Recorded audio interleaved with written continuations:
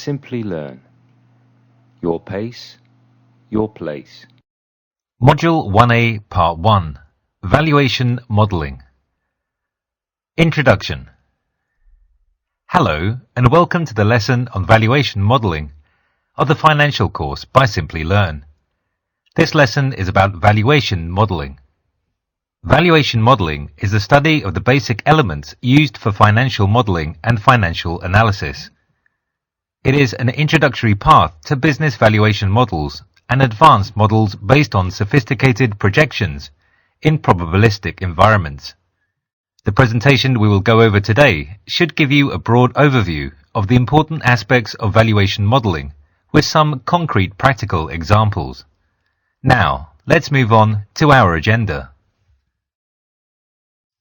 Agenda. We will start by an introduction to integrated financial models by wondering what it is that gives value to a company. We will introduce the main techniques used to value a business and discuss the difference between the value coming from revenue as opposed to potential. We will then get to understand scenario analysis. We will discuss why multiple scenarios have to be considered in the context of financial analysis and why looking at extremely adverse scenario is very important. This will lead us to define the concept of worst-case scenario. Moving on from the topic of scenarios analysis, we will focus our attention to cash flows and explain how financial analysis takes an additional dimension when uncertain cash flows are introduced. We will discuss the structure of cash flow uncertainty and introduce the concept of probability distributions. We will illustrate the topic through the cash flow projection and valuation of a coupon bond. Finally, we will define the concept of interest rate, provide the various types and definitions of interest rate, explain what a yield curve is, and discuss how yield curves are used in the task of discounting cash flows. Now, let's move on to our exciting presentation. Understanding integrated financial models. We will start our presentation with a discussion on basic valuation techniques. There are three types of primary sources that we can use when trying to give a value to a business. The first source is the past financial performance. This means, for example, the revenues from sales in the recent years, the level of profit when related to sales, the capacity to serve debt interest, and so on. The second source of information is the current structure of the company's balance sheet. This informs us of the key financial ratios that can provide a quick diagnosis on the company's financial health. Finally, the current structure of the cash flows enables us to relate the value of the business to how it is expected to continue during its business. Let's now move on to the next slide and analyze each aspect in more detail. Let's look in more detail at the analysis of past financial performance. The main aspects we are interested in when looking at the history of a business are the following: profitability, solvency, leverage, turnover level, and cash flows. Profitability tells us whether a company has been generating profit historically. A company that generates profit is, other things being equal, more valuable than a company that is not. Equity holders expect a return on their investment and will pay more for a company that provides them with a good return on capital. Profitability is a key concept in company valuation because everything is driven by profit. Profit is the number one reason why a company was created in the first place, to try and create profit. We're not saying that profit seeking is the only driving force between companies and the people creating companies, but every business is trying to create profit. When a business does not produce profit, which means that it loses money, one can infer that something is wrong, even if it is only temporary bad economic climate. The absence of profit makes companies less attractive and therefore less valuable. Let us go to our next slide, where we continue to explore the main aspects of relevance in past performance. Solvency is our next topic. Solvency related to the capacity of a business to endure tough environments. A solvent company usually holds enough capital to be able to suffer some losses or a severe reduction in its net asset value, called NAV. So the concept of solvency is very close to the concept of strength or resilience. It is a capacity of a company to absorb unpredicted shocks and difficult situations. Leverage, which is the ratio between the asset's value and the equity value, is the next aspect that we want to look at when analyzing past performance. Leverage relates to the relative scale of equity compared to liabilities. It can also be looked at in terms of the ratio between assets and liabilities given the fundamental accounting principle that assets equal liabilities plus equity. Here is a simple example to understand the role of leverage. Assume we create a company today with a capital of £1 and borrow £99 from a bank, assuming the bank will accept. We will therefore have £100 worth of cash that we can invest in various assets. Here the risk of default of our company will not be the result of the large leverage, but the result of how we decide to invest this cash. If we buy risky assets and create the risk that we may not be able to pay debt interest, then we have created a solvency problem. If we invest the £100 into a risk-free bond paying 10%, whereas our interest on debt is only 5%, then our company bears virtually no risk despite having a 100-to-1 leverage ratio. Let's continue our discussion on the next slide. Turnover level is the next aspect that we want to investigate in relation to past financial performance. Despite being very useful, the turnover level is a very misleading piece of information. On a fundamental level, a large turnover is good as it means the company is selling. Yes, selling is not everything because selling is somewhat pointless if no profit is generated. Anybody can do that indeed. What we need to understand is that turnover levels in isolation are not a good measure of profitability. The turnover is a measure of activity. Cash flow is the last aspect of historical performance that is of interest. Cash flow management is a very important part of company's life because money flows in and out on a regular basis, and a company must adopt a cash flow management strategy that allows financial stability and safety while not being overly safe in order to allow some cash to be redirected to business growth, as opposed to making the business more secure financially. Balance activity level and financial safety is an art. Let's now move on to our next slide, where we discuss a new topic. Let's try to compare those two aspects of value. Immediate profitability is relatively easy to measure compared to potential. When a business generates profit, there is data to use and extrapolate past profit patterns into the future and try to infer what the corresponding present value of the future profits is. Unlike proven profitability, potential is vague and difficult to measure. Assume that a company provides a huge number of clients with free phones and monthly phone subscriptions. How do we measure the potential profit that could result from the company's ability to conceive people to start paying for the service? This is tricky, and any valuation would only be a model relying on several assumptions. Business with potential only are businesses investing money in the hope that the investment in research, marketing, etc. will generate profit sometime in the future, enough profit to make the risk worthwhile. It is important to understand that materializing profit potential is difficult and requires companies to rely on debt and private investment. Those important levels of risk can end up sinking a business when the potential fails to be materialized. One measure followed by analysts and relating to our discussion about potential versus immediate profit is the price-earning ratio, PE, or sometimes called PER. It is the ratio of stock market value to the annual earnings per share. If the stock market price is $100 and the annual earnings per share is $2, then the PE is $100 divided by $2, which is equal to 50. The PE provides with a measure of how expensive a company is. For companies making very little profit or even a loss, the PE can reach either very large numbers or worse, negative values showing that the profit is a loss. This is what we say during the early 2000s with many telecom companies. Let's move on to our next slide and a new topic. Scenario analysis. Scenario analysis is a task of coming up with various scenarios that can materialize for the business and analyzing their impact. Scenario analysis is of course very useful in the context of companies' valuation and more generally for risk analysis.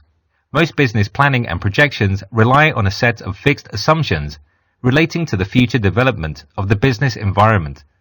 For example, this includes the level of interest rates, sales level, future tax rates, future costs of personnel.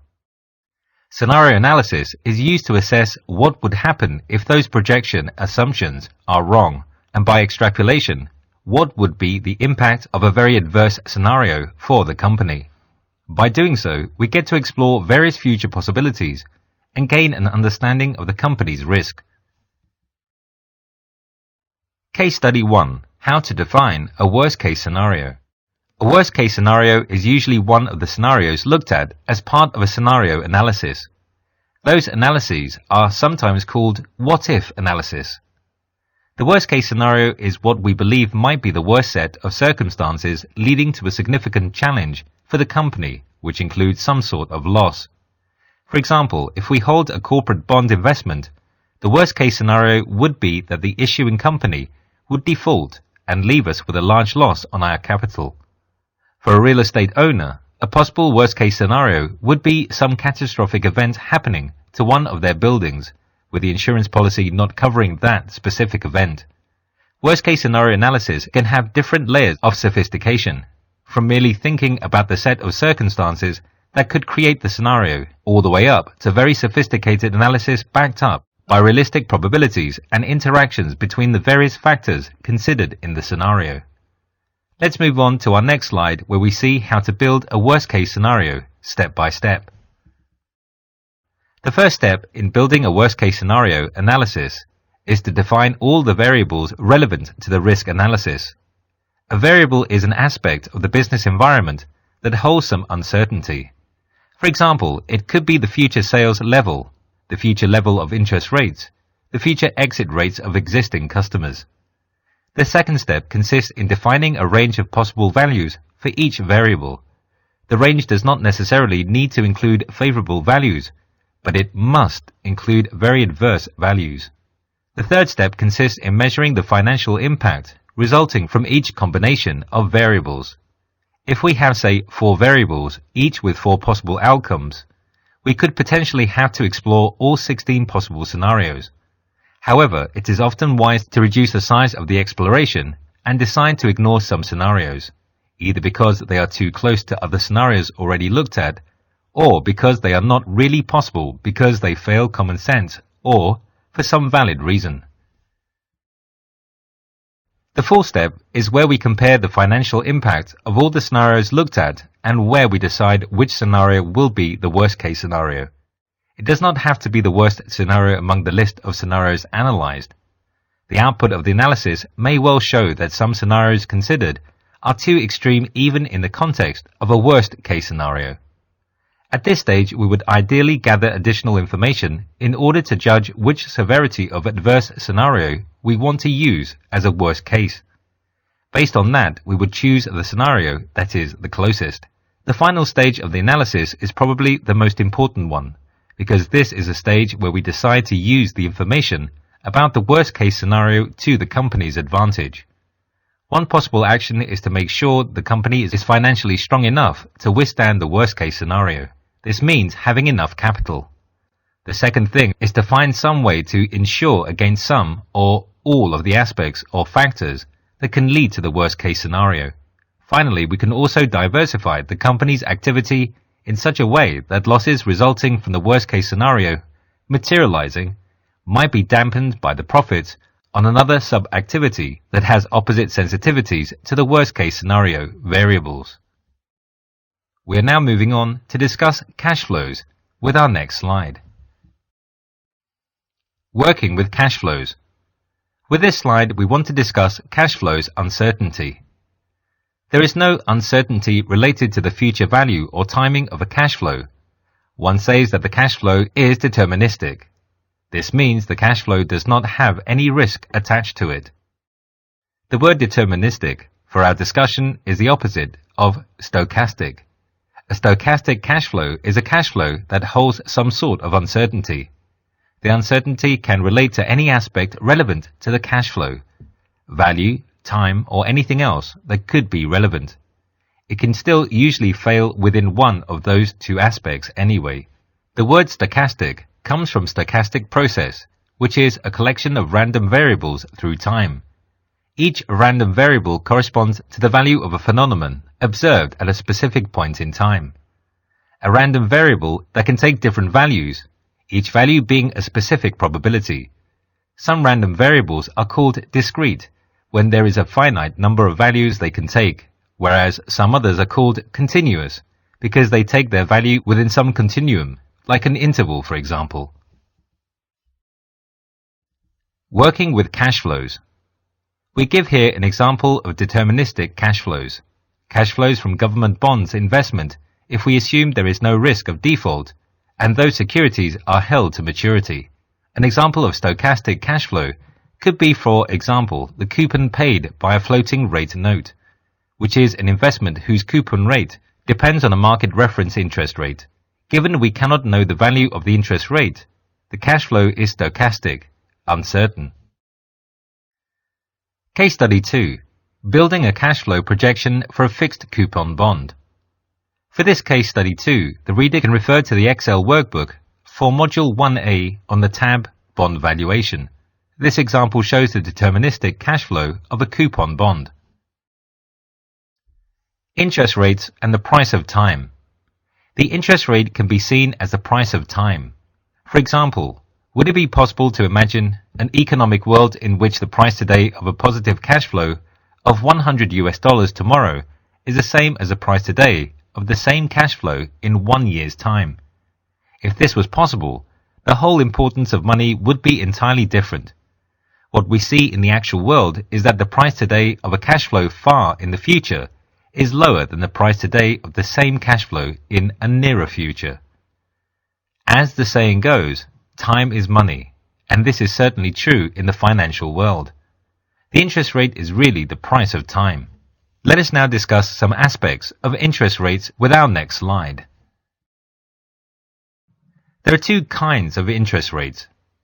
The nominal interest rates are the gross interest rates, which means the rate of return we get on investments without worrying about what happens to the economy while we earn this return. The reason we might want to worry about what happens to the economy while we produce a return by holding an asset is simple. Imagine you buy some bond earning you 7% a year. Not bad, you may think. Now imagine something happens to the economy and the inflation rate spikes to 10% a year. This means that the notional amount you'll be repaid on your bond investment in a year's time will be worth 10% less than today, and even with the 7% coupon income, you would have lost 3% on your capital based on real interest rates. The real interest rate is the difference between the nominal interest rate and the inflation rate.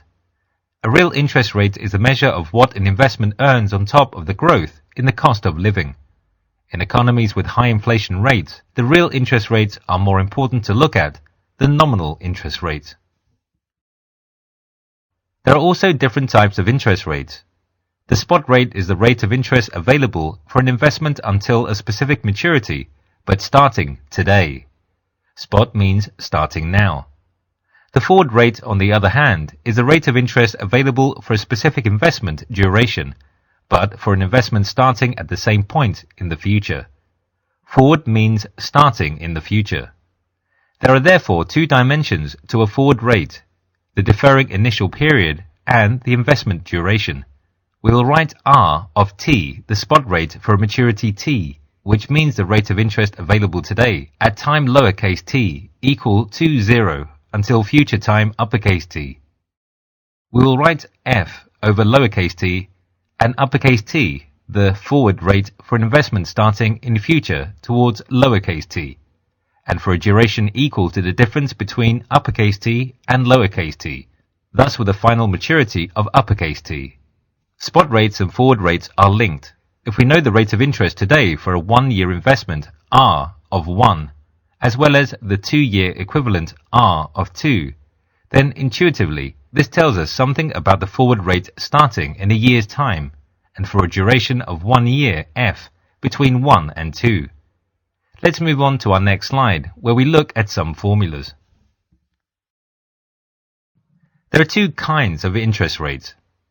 The nominal interest rates are the gross interest rates, which means the rate of return we get on investment without worrying about what happens to the economy while we earn this return. The reason we might want to worry about what happens to the economy while we produce a return by holding an asset is simple. Imagine you buy some bond earning you 7% a year. Not bad, you may think. Now imagine something happens to the economy and the inflation rate spikes to 10% a year. This means that the notional amount you'll be repaid on your bond investment in a year's time will be worth 10% less than today, and even with the 7% coupon income, you would have lost 3% on your capital based on real interest rate. The real interest rate is the difference between the nominal interest rate and the inflation rate. A real interest rate is a measure of what an investment earns on top of the growth in the cost of living. In economies with high inflation rates, the real interest rates are more important to look at than nominal interest rates. There are also different types of interest rates. The spot rate is the rate of interest available for an investment until a specific maturity, but starting today. Spot means starting now. The forward rate, on the other hand, is the rate of interest available for a specific investment duration, but for an investment starting at the same point in the future. Forward means starting in the future. There are therefore two dimensions to a forward rate: the deferring initial period and the investment duration. We will write R of T, the spot rate for a maturity T, which means the rate of interest available today at time lowercase t equal to 0 until future time uppercase T. We will write F over lowercase t and uppercase T, the forward rate for an investment starting in future towards lowercase t, and for a duration equal to the difference between uppercase T and lowercase t, thus with a final maturity of uppercase T. Spot rates and forward rates are linked. If we know the rate of interest today for a 1-year investment, R of 1, as well as the 2-year equivalent R of 2, then intuitively this tells us something about the forward rate starting in a year's time, and for a duration of 1 year F between 1 and 2. Let's move on to our next slide, where we look at some formulas. Interest rates and the price of time. Interest rates have calculation conventions, many different conventions. Those conventions can vary depending on the country. One of those conventions relates to the compounding of the interest rate. There are two main types of compounding: the X-annual compounding and the continuous compounding. Here, X means a fraction of the year. It can be annual compounding, semi-annual compounding, etc. If we consider the price today of a cash flow of 1, at the same time t in the future, we can express that price using both annual and continuous compounding of interest rates, as we see with the two equations shown for V between 0 and uppercase T. A yield curve is a set of interest rates for each maturity of investments: 1 day, 1 week, 1 month, 5 years, etc. This is continuous curve. We also show here the formula linking the forward rates to the spot rates. Interest rates and the price of time. Let's now see how we use interest rates to discount cash flows. Discounting future cash flows is the process by which we calculate today's value of a cash flow that will occur in the future. When we discount future cash flows to today, the set of interest rates for the various maturities in the future we use is called the spot curve. The spot curve is a collection of interest rates one earns on a zero-coupon bond investment. A zero-coupon bond is a bond that returns interest and principal all at once at the maturity. So for example, let's say that we pay $95 today to purchase $100 worth of notional for a 1-year investment. This bond will return us exactly $100 in a year's time.